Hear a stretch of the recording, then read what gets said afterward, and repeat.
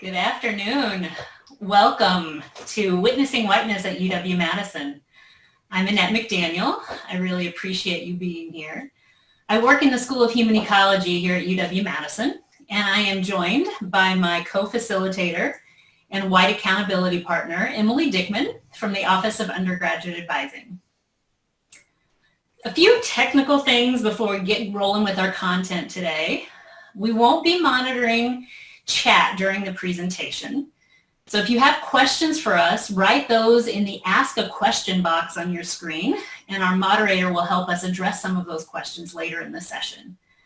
We'll be asking you to interact with us via the software called Mentimeter to facilitate engagement today. So if you want to use your smartphone, I recommend maybe taking a picture of that QR code, loading up the website like I'm doing right now. Or you can use a separate window on your browser to go to that menti.com website and enter the code 9970107. So I'll give you a moment to set that up. We won't be using the polling software for a little while, but just give you a moment to do that, and then we will move forward. If you didn't catch that QR code, you'll see the website and login number on every one of our screens. So thank you, and already seeing people who are sharing the love, so appreciate that today. We designed this workshop, Witnessing Whiteness at UW-Madison, for white people who are interested in exploring the relationship between their racial identity and social justice. But all are welcome to continue joining with us this afternoon. We appreciate everyone who is in the audience and value the perspectives of our colleagues and students of color to help us be accountable for this work and to engage with us with your feedback and reflections. As a white woman, I have been socialized to distance myself from race, both my own race and the race of other people in my life. We heard a lot about that race distancing from our keynote speakers and other sessions during this conference. The author of the book Witnessing Whiteness, which we use for the community of practice that we're going to talk more about today, that author's name is Shelley Tochluck. She notes that our avoidance of race can manifest in several different forms. We can deny the continuing effects of race, become colorblind, and believe that we transcend race altogether. It's important to acknowledge that we can take up one or all of these approaches with the best of intentions. For many of us, the flight from paying attention to race is not made consciously. We're not aware that we're distancing ourselves from the problem instead of working toward a solution. So today, Emily and I are going to offer you a glimpse into a community of practice that is working toward a solution, only a solution, not the solution. But this particular community of practice has allowed us to explore our own white racial identities and to keep anti-racism at the forefront of our personal and our professional lives.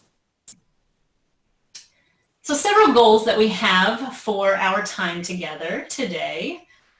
One is to identify the importance of self-work for white people in racial justice, to explore why we use certain strategies that keep us from paying attention to race, and by we, I mean white people, to investigate the intentions and impacts of using race distancing strategies, and then we'll all set an intention for future action. So the series, Witnessing Whiteness, these gatherings that we're going to be talking more about today, we start each one of those gatherings by reciting some agreed upon community guidelines. So in keeping with that ritual, we're going to share with just a few common guidelines in our communities to help guide the participation today. Emily, you want to help me recite these by taking turns? I'll give you the first one. Oh, I can't hear you, Emily. Thanks, Annette. It'd be helpful if I have my microphone off. Yeah. Or unmuted. So thank you. I'd be glad to. The first is speak from your own experience. Take risks. Listen actively and discuss sincerely. Strong feelings are okay. Impact matters more than intent. Notice and explore moments of defensiveness and denial. All right, so that's a little bit about us and a little bit about what we're doing today. We want to hear from you. You've heard our introductions, and we'd like to get some insight via some polls, and you're already doing it. I love this.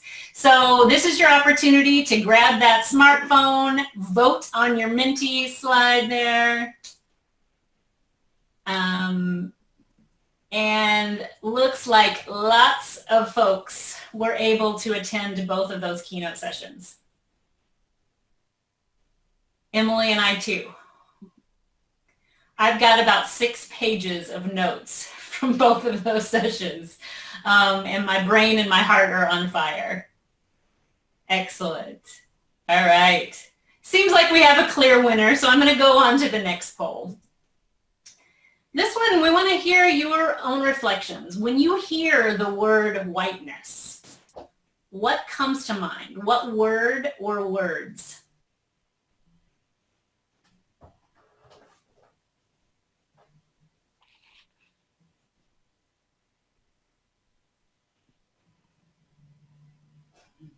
Interesting. Mm-hmm.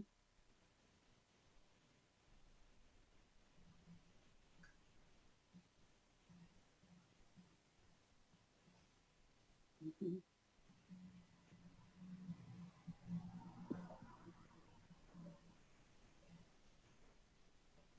I appreciate the combination of words like power, privilege, positionality, but there's also a lot of words in here that denote location,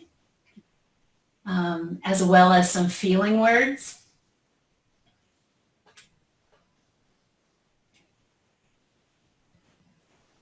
Thank you for sharing that.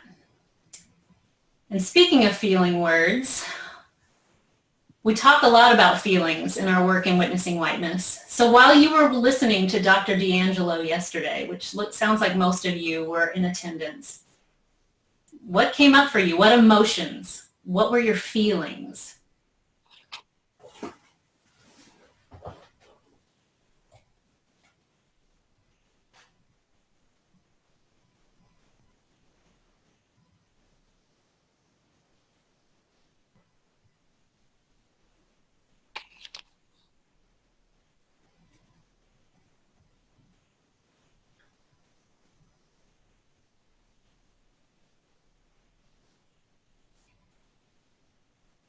Yeah. Are you noticing that as with every shift, and there's a wide range of feelings of emotions, that emotion of shame is staying in the center the entire time, which now it's shifted to motivation. And I really love that that dynamic happened, because noticing and feeling what we're talking about in Witnessing Whiteness is translating those feelings into purposeful and meaningful action. Whew. All right, I'm getting a little dizzy. Let's move on to the next slide. And similarly, I'm curious, when you were listening and hearing the dynamic Austin Channing Brown this morning, what feelings came up for you then?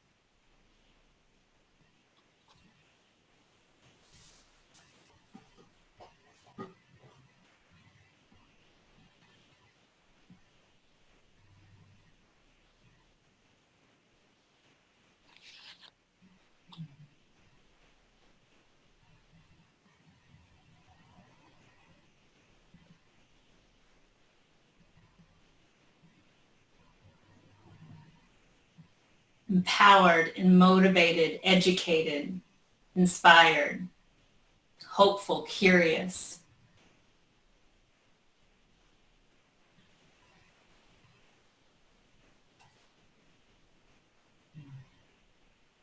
Thank you so much for sharing those. I didn't realize they would rotate so quickly when we have so many attendees, so apologies if anyone's getting seasick. All right, the last poll for right now, we will engage more in this way. We're curious to hear from you why you're with us this afternoon. You can pick up to your top 2 reasons and motivations for joining us this afternoon.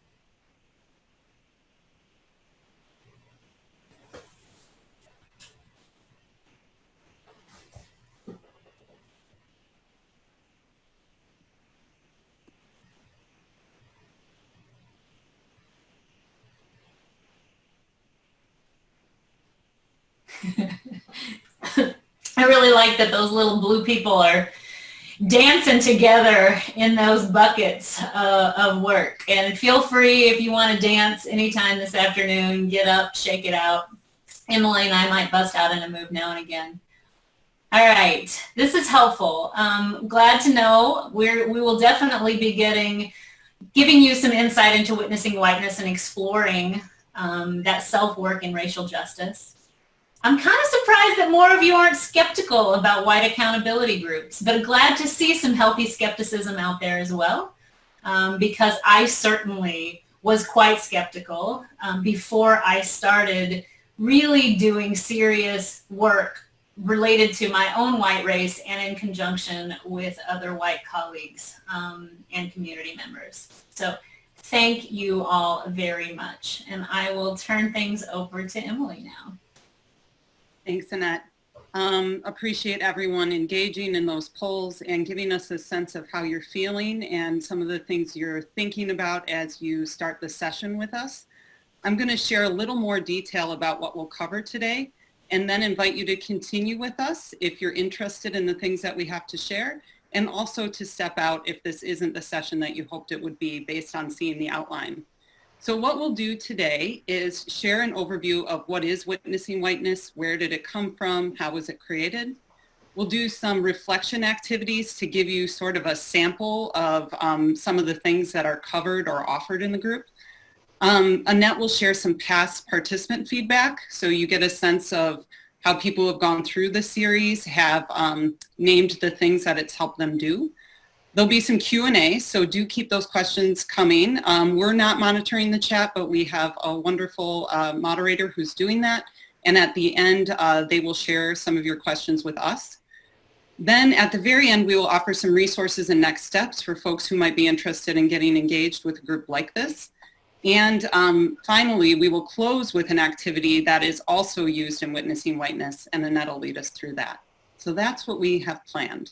Annette, my wonderful partner, thank you. You advanced the slide. It's like you can read my mind. That's great. Okay, so what is witnessing whiteness? Annette and I have been co-facilitating a witnessing whiteness community of practice on campus for the last 3 years. And what it is a 10-week community of practice designed for white people who want to explore their racial identity with the goal of advancing anti-racism. The series came from Shelley Tochlik. She's the author of the book, and the book is called Witnessing Whiteness, The Need to Talk About Race and How to Do It. There's a corresponding curriculum that's open to anyone on the Witnessing Whiteness website, which we'll share with you at the end. And each 2-hour session includes a mix of experiential activities, personal reflection time, and also group discussion. And Annette, here you can advance the slide again. It was designed for white people in response to calls from Black, Indigenous, people of color for white people to do this sort of work, to do the self-reflective inner work. And it was co-created in consultation with people of color. One quote, Annette mentioned she took 6 pages of notes today. One quote that stood out to me in relation to a group like Witnessing Whiteness was when Austin Channing Brown said, "We want white people to recognize whiteness and challenge it. We want them to disrupt the normalization to thinking that their whiteness is the norm." And Witness Whiteness is designed to help white people practice those things, among others. Some of the goals of Witnessing Whiteness as a community practice are to explore our own personal relationship to race, to notice and respond to interpersonal and institutional racism, and to practice doing that. Like all hard things in life, to notice this and to practice it was not something that I was taught as for most of my life. So practicing it intentionally in the group helps me get ready to practice it intentionally in the world. To identify patterns, blind spots, and biases we have regarding race, and develop the tools to interrupt those patterns, whether they're within us or around us. To create accountability among white colleagues and friends and family to understand our role in white supremacy culture, and to build a community of hope and healing so we can do this together. I want to highlight a few things that are really important and that the author and creator of this, or co-creator of this, emphasizes too. This is one approach to explore and grow awareness around white racial identity. And we're not here to sell you the workshop or say this is the way. That's not our intention. What we're hoping to do today is to offer a way and emphasize the need for white people to do their own work. It's one model to be used not in place of or on behalf of multiracial work. That's essential too. It's also something that is often missing. And so Annette and I are saying that both are necessary, or at least that's our belief having gone through this, that we need the space to work with other white people and we also need to be in multiracial spaces, and both are necessary. With building a community of accountability and hope and healing, I want to be clear that this isn't about a place to wallow in shame and blame or just talk about our feelings, although feelings are a huge part of it. It's a place to process feelings and then move beyond paralysis into next steps. So another quote that was shared this morning by Austin Channing Brown was that she's far more concerned about white people who don't admit they're struggling. And so that stood out to me and I wrote it down because I think Witnessing Whiteness provides a place to struggle and figure out things together so we can be more actively engaged and honest and authentic when we're in multiracial spaces. And we're not entering those spaces intending for people of color to teach us about ourselves. That we've done that work, so we're now ready to show up in ways that are more helpful. Annette, did I leave anything out? There was so much I wanted to cover. You did not, but do you mind if I interject a little something that I would love it. struck me that was actually part of my podcast listening this morning before the Diversity Forum? I was listening to Brene Brown's new Dare to Lead podcast, and I know there's a lot of Brene Brown lovers out there, and she was talking about the work that she does with folks in the military, and that military leaders say first and foremost, when you don't know yourself, you're a danger to yourself and those around you. And that applies not just in military action, but I think about the battle for racial justice and how critical that is to know ourselves. And as white people, we haven't really done that work. And so that importance of being safe for ourselves and others isn't just another tie-in. Thanks, Annette. Yeah, and I think back on all the unintentional harm I've done throughout my life not knowing, Yes. and really appreciating the space to dig into that to create the awareness. I'm going to have to check out that podcast too. Absolutely, I highly recommend. So what we're going to do next, we promised you to offer sort of a sample of an activity that we do in Witnessing Whiteness. And the one that we're going to share with you today is from chapter 1 of the book and chapter 1 of the curriculum. And again, you can find all of this on the website, which we'll share with you at the end. So if there's anything we try that you want to try, it'll be available to you. And this activity is intended to help us focus on race distancing behaviors. So in other words, things that distance us from the issue at hand to avoid dealing with the very painful subject of racism. And in order to do this activity, you're going to need a few things, and I have a few props here. One will be something to write with, and the other would be either a notebook, or what else do I have here, or some Post-its, or the back of an envelope. It can be anything that whiteboard, just any piece of scrap paper. I'm going to give you about 30 seconds to grab something to write with and something to write on. And that, feel free to hum a tune or provide some music along with it. A dance interlude. Nobody wants me to sing. Really not a good plan. I won't force you to. Yeah. Okay. Hopefully that was about 30 seconds worth of banter. So now that you have those things, what's going to happen next is I'm going to offer some prompts and questions, and then you will have about 30 to 45 seconds to write your answers. These answers are just for you, so nobody else is going to see them, and I'd really love for you to just free associate, right? The first things that come to mind. So really go with your gut, go with your feeling, just write without thinking. And Annette is going to help me with the prompts, and I'm also going to get my timer ready here. And Annette, would you mind putting up the first? Yeah. So when someone says, I'm colorblind, what might they mean? What might they hope? Go ahead and jot down your thoughts. First things that come to mind.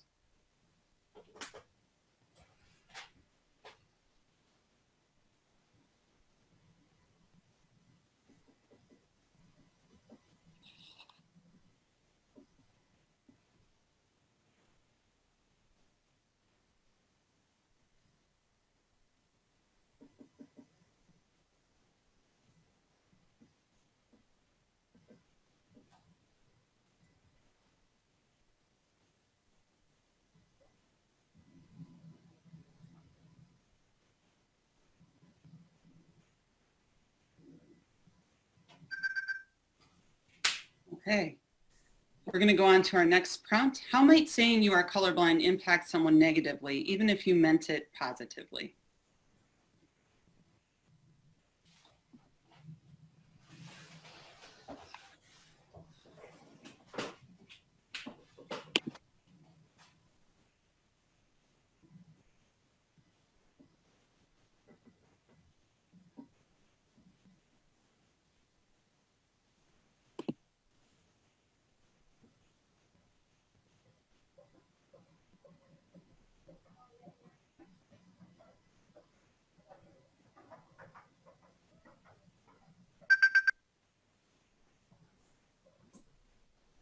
Thanks, Annette, again. Third prompt, imagine that someone says they don't see an important part of you. So someone might say to me, I don't see gender. How would that make you feel?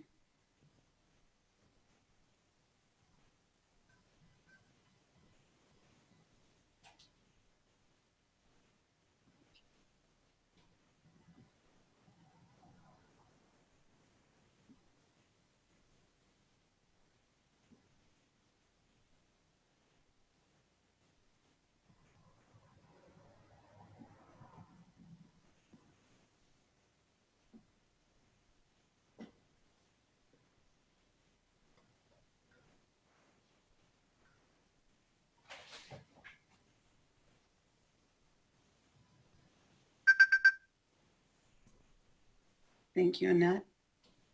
What are other race distancing strategies you've seen or heard or done?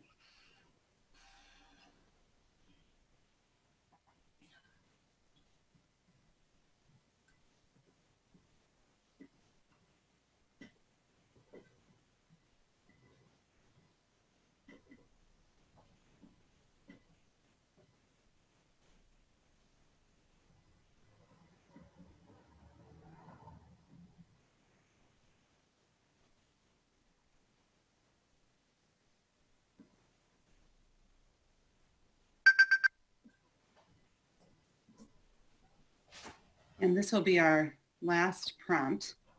Why is it important for us to know about the negative impacts of these strategies?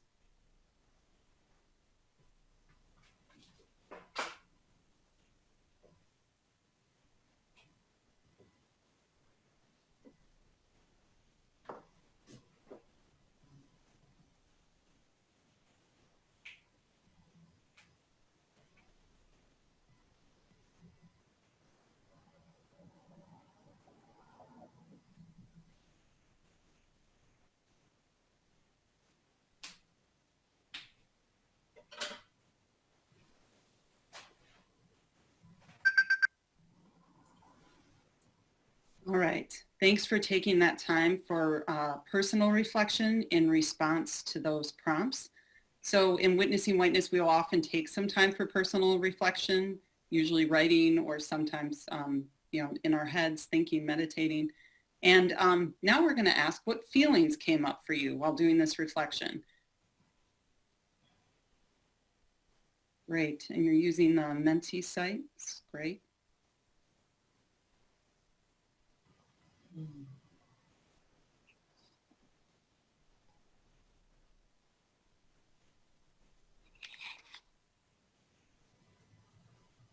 All right. Mm-hmm. Just want to remind people to also take a deep breath. When we discuss feelings, particularly in an academic context, that can be really unfamiliar. And when you see the feelings of other people, it's a lot. So just remember to take some good deep breaths. Thanks for that, Annette. You're reminding me so often when I'm talking about racism or whiteness, so many feelings are coming up, but I often stay in an academic headspace with them, even though those feelings are really driving, or I'm trying to deny them as I'm talking about things. Yeah. And something, which is why I appreciate the reminder to breathe and let myself actually feel what I'm feeling. Yeah. So I can create more awareness of that and how it's impacting the way I'm engaging. So I'm grateful to everyone. I mean, there is no lack of feeling around this. And that's a huge word cloud there. Yeah. And lots of different things. I'm noting the sadness, the shame, the frustration. There's a lot to process.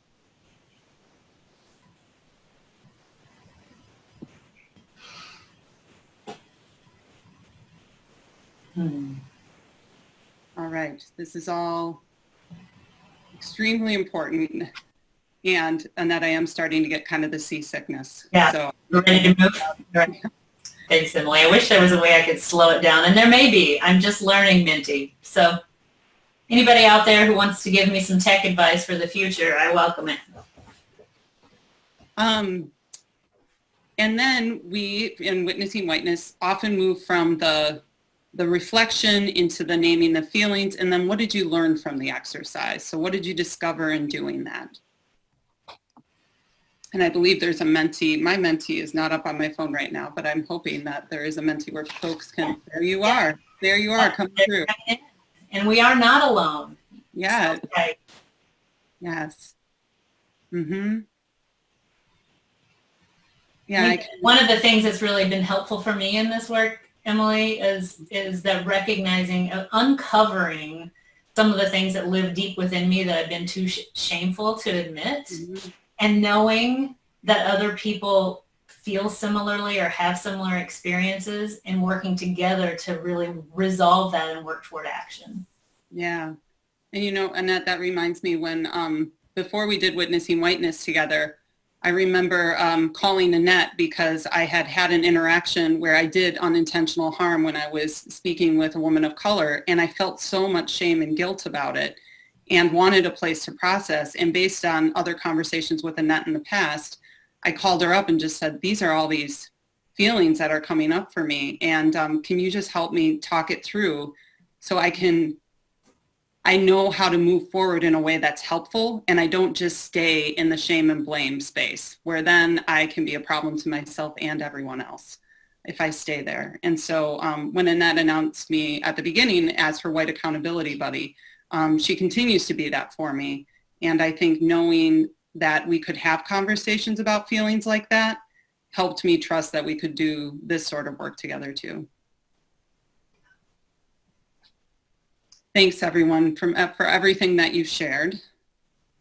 Another element that comes up around and Annette, you can go ahead and advance the slide. Yeah.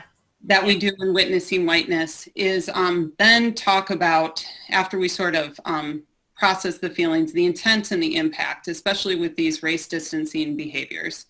So just to break it down a little further, and this is something that the reading helps us do, and sometimes folks in the group will bring in other resources, which is another nice thing to help us move into that academic space too of, you know, it's not just the feelings, but what are we learning to help us not do those race distancing behaviors in the future. So to break it down a little further, we just did a reflective activity on saying I'm colorblind. And the intent with saying I'm colorblind might be this hope that it's a positive statement, letting people know that we are against racism and we plan to treat everyone equally. But the impact of that, as you may have discovered through your own reflection or in talking with other people or reading, is it tells people that race shouldn't matter in their lives when it usually does. So it can deny their lived experience. It could tell people that we'll likely ignore them if they tell us there is subtle racism present in what we say or do. or it could tell people we are inattentive to how racism and privilege play out in our society and our institutions. So if I say to a colleague of color that I'm colorblind, I might be saying, so I'm not going to notice the different ways in which that meeting we were just in was not an inclusive space. Even though my intent was, I really want to be helpful, I'm actually being unhelpful, and the intent and impact aren't matching in the way that I'd like them to. Another common area, just to name one more, of race distancing behavior, and as Annette and I were kind of going through a list of things, this one I think has been really timely, and we hear it a lot, is the saying all lives matter instead of Black Lives Matter. And the intent could be a lot of different things, but I think one of the well-meaning intents is we want to join all of humankind together and we all matter, so let's just do this all together. But when we say that, it overlooks the specific pain and racism that's suffered by Black people. And so a related question that we can ask ourselves is, if all lives matter, then why aren't we rallying around Black lives when someone says Black Lives Matter? What keeps us in that defensiveness? And bear with me if you've heard this example before, but I think it's one that really stays with me, is if I were to go to a march to support ending breast cancer or to find a cure for breast cancer, and someone arrived and said, how dare you focus on breast cancer? Don't you realize that all the cancers matter? Like, why are we focused on this one? We think that was really strange, right? So when someone says all lives matter in response to Black Lives Matter, it, for me, raises a little alarm bell now of like, what are we really trying to say here? And why are we trying to refocus it on all lives and denying that Black Lives Matter? Even if our intent is to be inclusive, the impact is not that. Some other just quick examples of race distancing behavior, saying, and I've done all of them, are like, well, I'm not an expert, so I can't be involved in this discussion because I don't know all the things that I need to know yet. That pointing to like, well, that person's much more racist than I am, so that's the real problem over there. It's not me, it's someone else. Or, well, racism isn't the only problem here. There are other things, you know, it might be about poverty or class or gender. So one of the things that we try to do in the group is really hold ourselves accountable to where are we distancing ourselves, why are we doing that, and how do we work through that to get back actively and authentically engaged. I just talked a whole lot. Thanks for participating in that reflective activity in the debrief. This is just one sample from chapter 1 of some of the things we do. And now I'm going to hand the mic back over to Annette. Thanks, Emily. You may have said a lot of words, but I was hanging on all of them. I learn with and from you every time that we are engaged in this work together, and through our foibles and our frustrations and all of it. So thank you for sharing those things. And thanks for being in conversation with me. Wish we could be more in conversation with you, but so glad that you all are using the Menti. That helps. But not seeing your faces and not, you know, hearing your voices is tricky. So bear with us, and thank you for sticking in there. So we polled recently, Emily and I did an anonymous survey of all of the past participants who have engaged in the Witnessing Whiteness communities of practice that she and I have facilitated. There are many of these communities, many of them happening in Madison. My first experience with Witnessing Whiteness was taking it in a church here in Madison as a participant. And we have facilitated now 3 years of groups at UW-Madison, about 70 participants across those 3 groups, mostly faculty and staff, though we have had a few community members in the groups. We've had a few graduate students, and we even have one undergraduate student in our groups. And we mainly invited people that work within the organizations at UW-Madison in which we work, so that we can learn and grow in proximity to the folks that we are in contact with on a regular basis. So that just gives you a little sense of the who. But we wanted to anonymously get their insights into what their experience was like in the group, how well the learning outcomes were addressed or not addressed, how they've been impacted, and what actions that they've taken in their own lives in conjunction with their participation.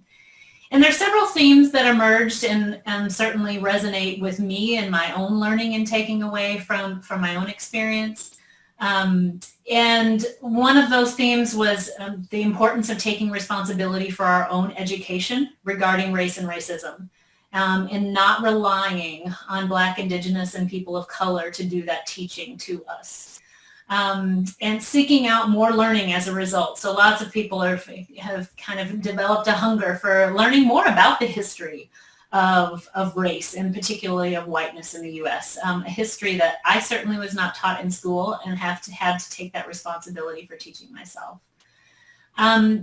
People describe an enriched understanding of their white racial identity and their own relationship to racism, and the counterplay between those things, how we benefit from white supremacy, and that relationship of our identities in the history and the current state of systemic racism in the U.S. and on our campus. Folks value a space, and Emily mentioned this earlier, where we can work through issues together without shutting each other down or shaming.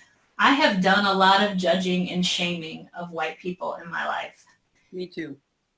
And it isn't helpful to be on either side of that. And so learning how to empathetically be with one another, relate with one another, and to push ourselves beyond the place where we are toward a space of growth. Nobody learns when they're shamed or shut down. We also don't learn when we're not challenged. So finding that space of where you can relate in enough to grow, to be uncomfortable enough to grow, but not it to be a place of blaming and shaming. We work really hard at creating that in these environments, and really appreciate our co-learners in doing that with us. And then one of the other themes is the ability to take more purposeful action instead of being reactive or freezing out of fear. So that are some of the themes that we heard. I'm going to share with you just a few quotes so you can get the words of the participants and not my words. So I'm going to share those, and Emily, will you help me take turns reading them? Thank you. Happy to. I'm going to make my screen a little bigger here. You can see? Okay. My eyes. Okay. Quote number 1, it's released some of the guilt and shame and instead provided me with an actionable lens to hold myself accountable.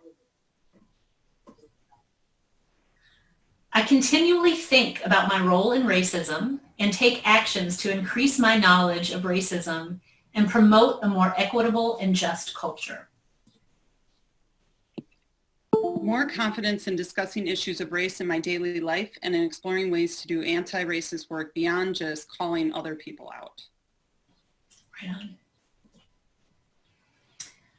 I've integrated the history of whiteness into my teaching. I have leveraged my leadership position to launch new diversity, equity, and inclusion initiatives in my unit. Awesome.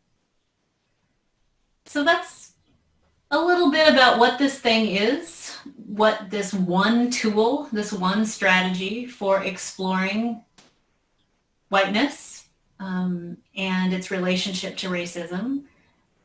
Now that you've had a little bit of information about what it is, you've sampled some exercise of what it might look like, you've heard from past participants, we're going to open it up to some questions from you. And perhaps you've posed some questions in the chat that we weren't able to see, but that Mercedes would read to us. Yes, one echoing what we just talked about. I've noticed a lot of shame and guilt around harming people of color, which feels like white guilt and centering whiteness while harming people of color. How do we get away from this pattern and create the more actionable change? Yeah, I'm taking a deep breath because I'm like, yep, I have been that person where I'm like, I just I feel bad and guilty that I hurt someone, and then I go into the shame spiral, and before you know it, all eyes are on me and I'm expecting to be taken care of. And yeah, your question names it, then we're centering whiteness again. And what Annette said earlier about that Brene Brown quote about like, you're a danger to others when you're not aware of what you're doing yourself. I feel like that really applies here. And one of the hopes with witnessing whiteness is that by doing the work there in other spaces, when our shame and guilt is arriving, we can, I'm looking at Annette when I say this, be like, oh yeah, there's that shame and guilt. Okay, breathe. And now how do I engage in this conversation? How do I take this feedback? What can I learn from it? But practicing that awareness, so I'm not being reactionary, defensive, denying, and centering my feelings. We're always going to have feelings. It's just, are we aware? I'll share another quote I heard recently that I think is really appropriate here. In the time of COVID, I listened to a lot of podcasts. So this is also from a podcast, but it was somebody saying, we like to think that we're thinking beings that feel sometimes, when we're actually feeling beings that think sometimes.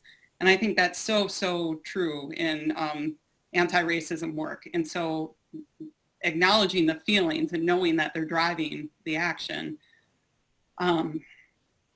And now I'm starting to ramble. So Annette, I'll hand you back. You're doing great. I have very little to add to that, Emily. I may just be repeating what you've already said, but I appreciate the person asking this question, because yes, and yes, I've been there so many times, and I know I will continue to be.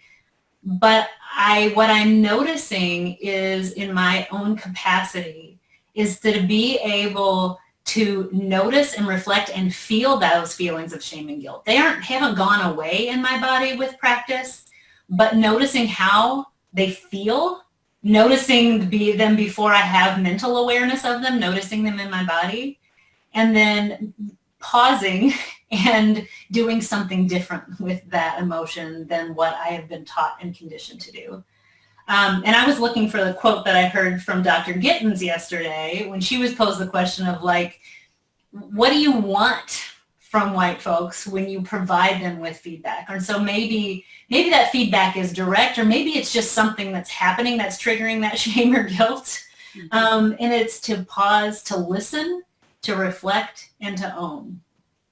And if we listen and reflect and own, do we center whiteness? I don't know. I don't think so. I think we are just recognizing the whiteness and taking that important feedback so we know how to make change in ourselves. Thank you for the question, anonymous question asker. Mercedes, do we have another one? We sure do. I think it's a good follow-up, because we do have somebody wondering, what does whiteness mean? I'm struggling to understand this term because it seems to refer to a problem that needs to be fixed. Whiteness and racism are not the same thing.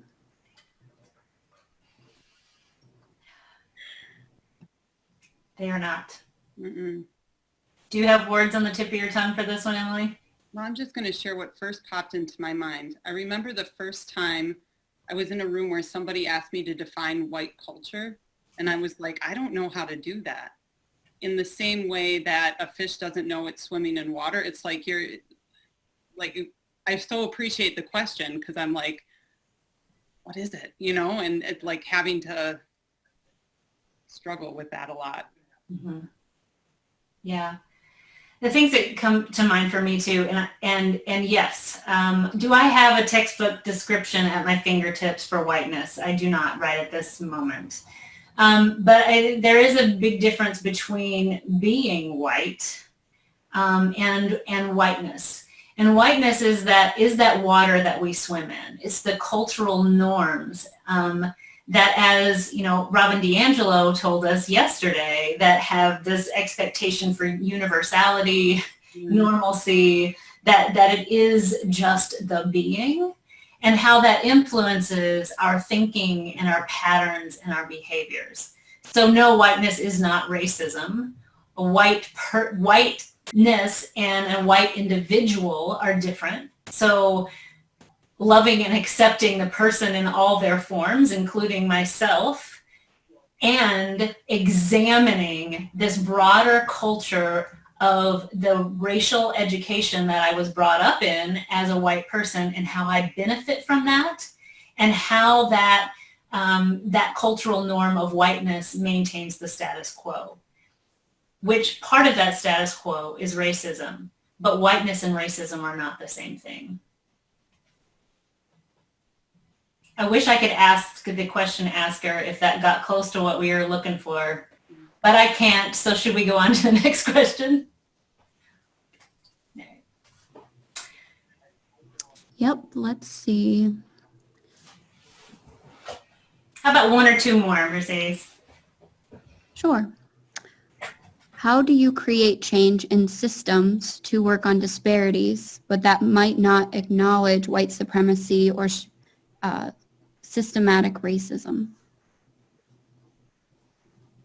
Will you read that one more time? I want to make sure I get a good understanding of it. Thanks, Mercedes. Absolutely. How do you create change in systems to work on the disparities which do not acknowledge white supremacy or systematic racism? Okay. Sometimes I have to say things back again to make sure I understand. So it's like, how do you create change in systems when the systems themselves don't acknowledge that white supremacy is a part of the system? Yes. So I think first for me, something that's linked to this question, so I just want to name it, is in our Witnessing Whiteness community of practice, sometimes we're sitting there talking and reflecting, and somebody in the group might say, sometimes it's me, like, doesn't it just feel selfish that we're all just sitting here talking about things and not like out there doing things?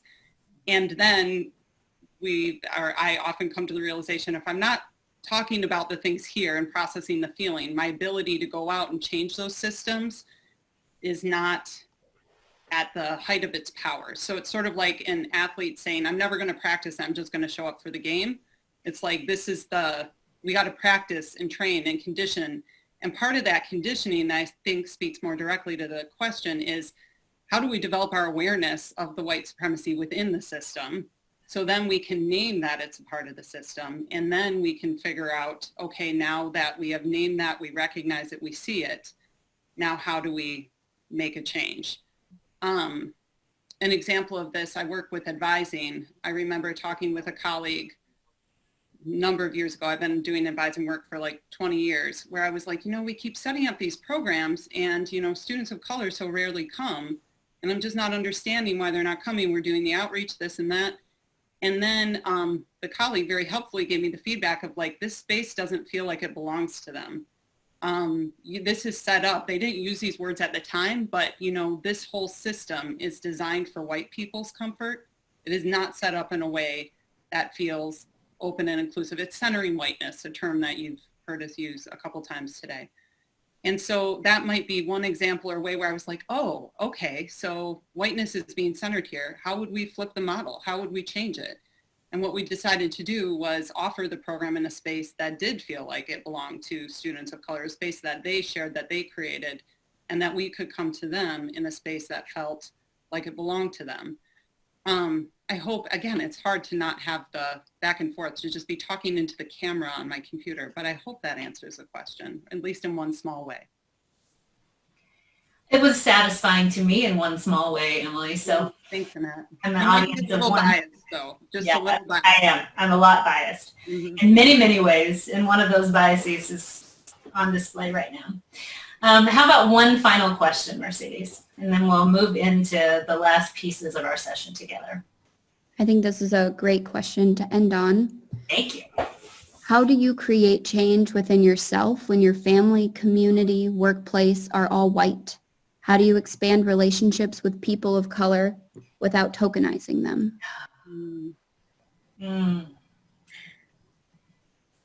That is a really fine question, and one that we hear a lot in our groups, and I have asked and shared it myself.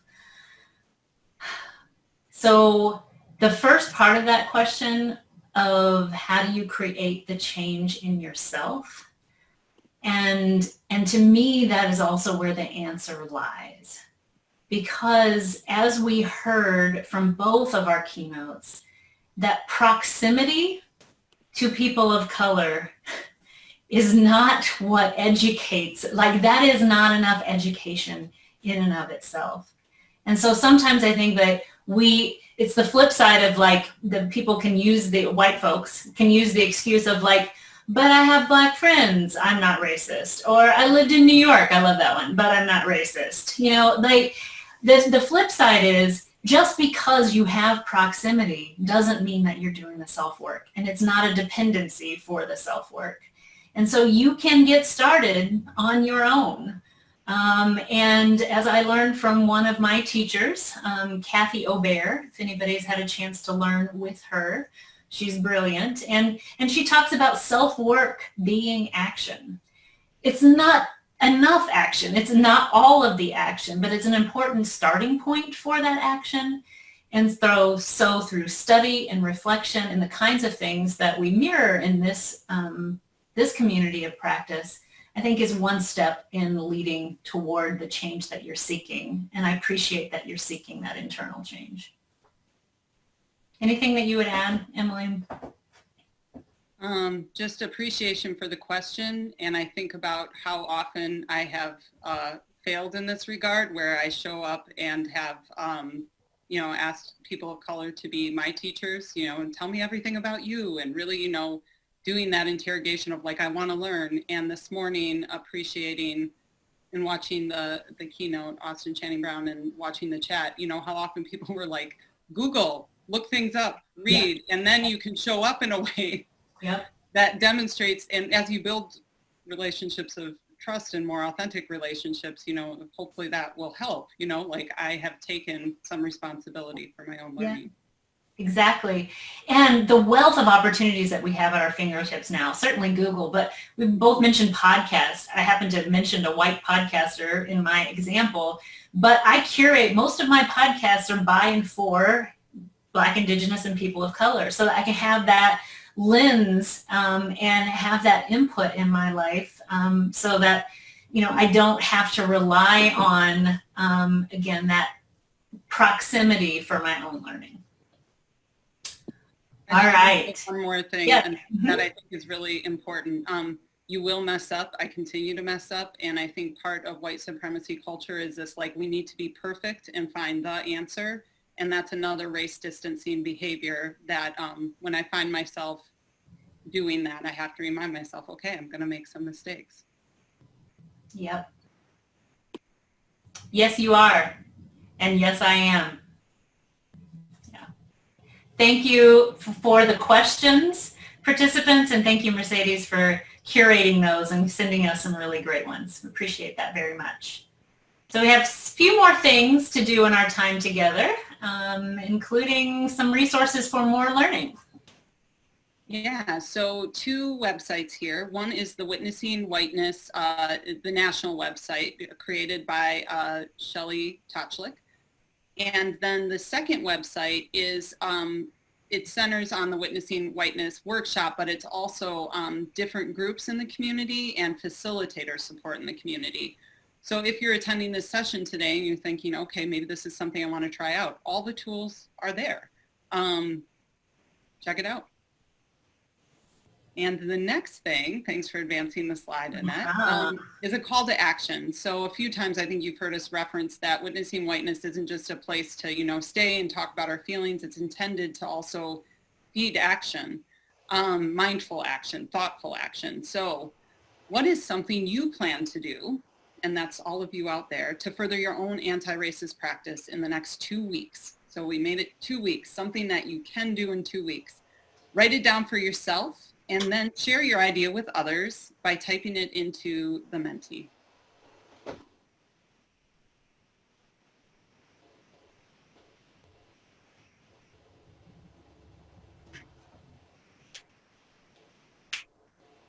Something that I find valuable in the Witnessing Whiteness group is folks will leave and say, okay, here's my next step. And then when we come back together, we can check in and say, how'd that go? Did you follow through? What'd you learn? What would you have to share about that experience, whether it's reading something, attending an event, taking an action at work or with family, and they can come back to the community of support for both, you know, being accountable and also supporting each other when it gets hard. Now I want to take a look at some of the actions you are naming. I need to make my screen a little bit bigger here. Yeah. Being humble and curious. Finding that white accountability buddy. I highly, highly recommend that as a skill. But one of the things that I will caution you on is the importance of finding a buddy that will not just reinforce your own patterns of thinking. And so one of the reasons that I asked Emily to be my buddy is I know she will challenge me. She will hold up my words. She will help me dig into those, and she won't just take them on face value. And so you don't want to find somebody that just gets into a reinforcing loop with you.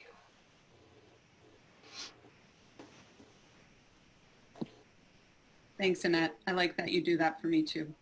Mm-hmm. Okay. My old eyes are having a hard time here. Yes, podcasts, reading more, self-educate. Yeah. Yeah. Google first. Yeah. Love the work of doing it in your neighborhood. Mm-hmm. You know, like where do you spend your time? Where do you live? You know, where are the places where you engage? And so sometimes you'll hear like lots of people about all the excuses that they have. I don't know enough. I don't have enough time. I don't have enough resources. So it's one of the reasons that I really focus on my anti-racist practice in my workplace because I spend a lot of time at work. And, you know, and similarly, I love seeing the neighborhoods and those kinds of things in here as well. Awesome. Okay, Annette, I'm handing it over to you for our final activity. Wonderful. Which we had time to see all of these, but you know, you've written it down for yourself and you've gotten a little flavor from your colleagues. So wonderful.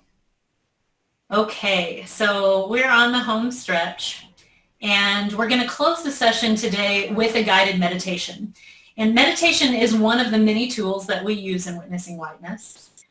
I first learned about the value of mindfulness in racial justice work from Dr. Angela Rose Black. Some of you may know her work and her work with Mindfulness for the People. And Dr. Black teaches mindfulness as a method of healing racial trauma in communities of color. As a Black woman, she really wants to decolonize the work of mindfulness and bring more voices of color and bring it to communities of color. She also uses meditation to help white folks, people like me who have learned from and with her, to use meditation as a way of moving from a place of fragility to a place of greater resilience. So that is the framing of why we are ending today with a meditation. But I know meditation isn't something that works for everyone, and if it's not something you're comfortable doing today, feel free to log off.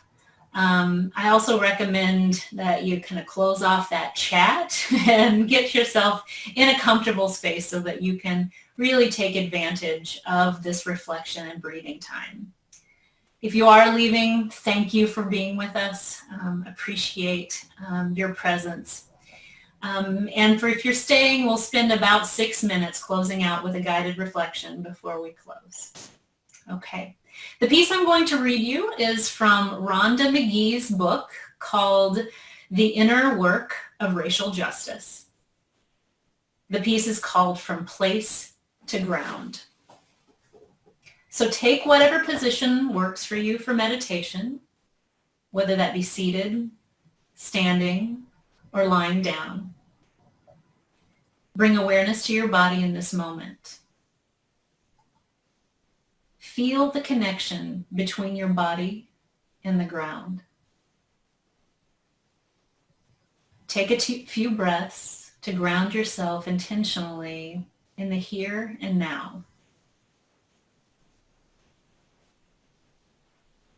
Imagine the flow of the breath extending through the height of your body, from head to toe. Now imagine the flow of the breath through the width of your body from side to side. Continue breathing, and on an in-breath, begin deepening your awareness of who you really are. Call to mind your connection to the people who have come before you. Invite yourself to reflect on your own ancestral heritage, recognizing that you may not be aware of many details. What do you know about the places your ancestors called home? What do you know about the languages they spoke? What do you know about how your family came to the place that you call home? What parts of the story are fuzzy or unknown? What parts have been hidden, denied, buried, or left out?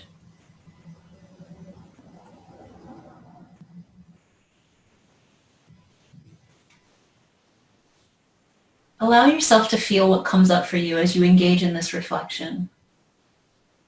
Name and note the emotions, and then let them go.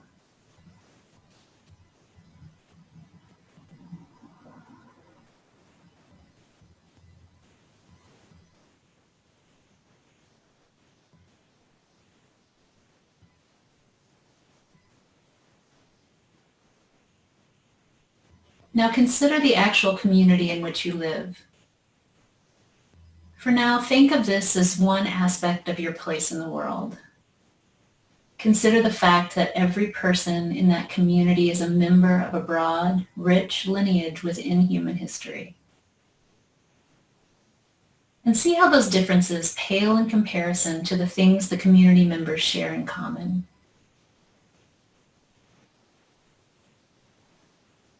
Take a moment to consider the ways that different histories reflect our common experience as human beings.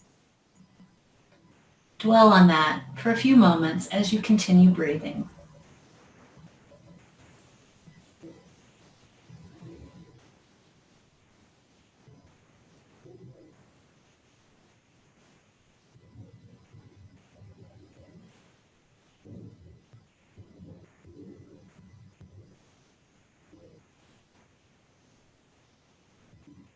Now breathe in and out, feeling the deeper ground of your existence and that which you share with us, with the rest of the world. Allow the awareness of our common humanity to infuse your sense of your place in the world at this very moment.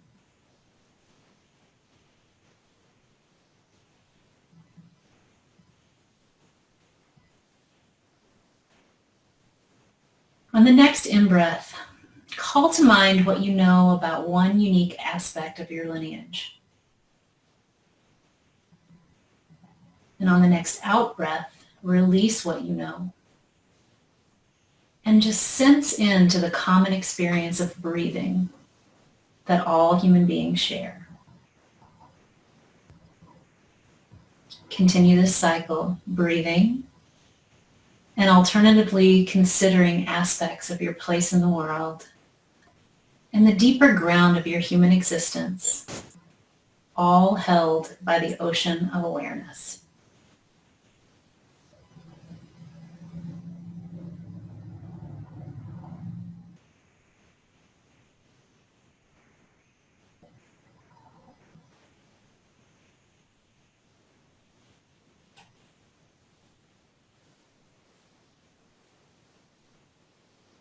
When you're ready, gently bring yourself back into simply sitting and breathing and transition out of the meditation with gentle kindness.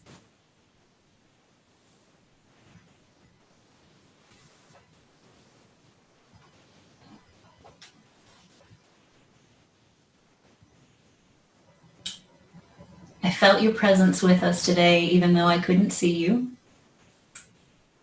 thank you for your curiosity and your skepticism and your desires to engage in this critical work of self-discovery with the goal of anti-racism.